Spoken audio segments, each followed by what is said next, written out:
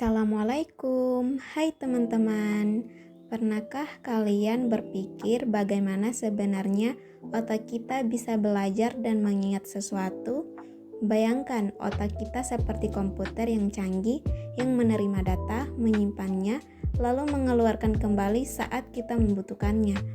Nah, hari ini saya akan membahas tentang teori belajar sibernetik, yaitu teori yang menjelaskan bagaimana proses belajar itu seperti komputer alami, kita yang mengolah informasi.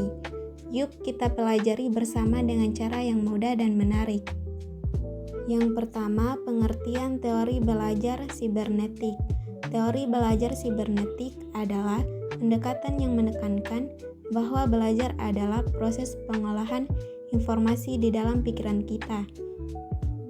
Informasi dari lingkungan sekitar kita masuk ke otak, kemudian diolah seperti komputer, diambil, disimpan, dan diambil kembali saat diperlukan. Teori ini berkembang dari teori kognitif dan menambahkan konsep penting seperti umpan balik atau feedback, yaitu kita bisa memperbaiki cara belajar berdasarkan hasil yang kita dapatkan, serta regulasi diri dan adaptasi agar belajar menjadi lebih efektif.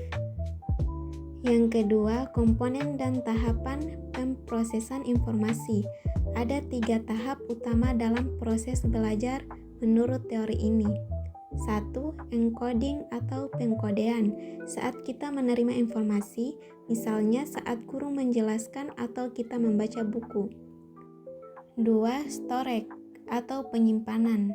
Informasi itu disimpan dalam memori kita, baik sementara atau memori kerja maupun jangka panjang. 3. Retrieval atau pengambilan kembali. Saat kita butuh, informasi itu diambil kembali, misalnya saat mengerjakan tugas atau berdiskusi. Yang ketiga, asumsi dasar teori belajar sibernetik. 1. Tidak semua orang belajar dengan cara yang sama, karena setiap orang mengolah informasi dengan caranya sendiri. 2. Proses pengolahan informasi itu lebih penting daripada hanya hasil akhirnya. 3. Jika informasi disusun dengan baik, kita akan lebih mudah memahami dan mengingatnya. Yang keempat, peran guru dan teknologi dalam pembelajaran. Di era digital ini, guru berperan penting sebagai pengelola sistem belajar yang membantu kita mengolah informasi dengan baik. Teknologi seperti video pembelajaran, animasi, dan aplikasi interaktif sangat membantu kita belajar lebih mudah dan menyenangkan. Yang kelima, penerapan teori belajar sibernetik dalam pendidikan. 1. Materi disusun dari yang mudah ke yang sulit, agar kita bisa mengikuti dengan baik. 2. Kita didorong untuk aktif mencari dan mengolah informasi, bukan hanya mendengarkan saja. 3. Umpan balik dari guru atau teman membantu kita memperbaiki cara belajar. 4. Penggunaan multimedia dan teknologi sangat mendukung proses ini. Yang keenam, kelebihan dan kekurangan. Kelebihannya, 1. Membantu kita belajar sesuai dengan gaya dan kecepatan masing-masing. 2. Melatih kita berpikir kritis dan mengatur diri sendiri saat belajar. 3. Cocok dengan perkembangan teknologi sekarang.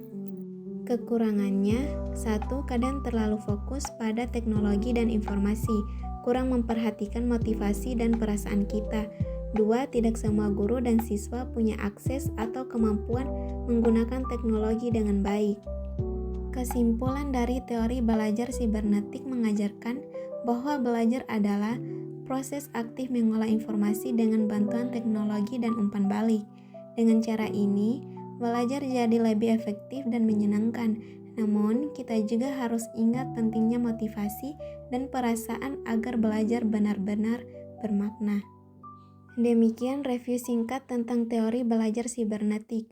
Semoga penjelasan ini mudah dipahami dan bisa membantu teman-teman dalam belajar maupun mengajar. Terima kasih atas perhatiannya.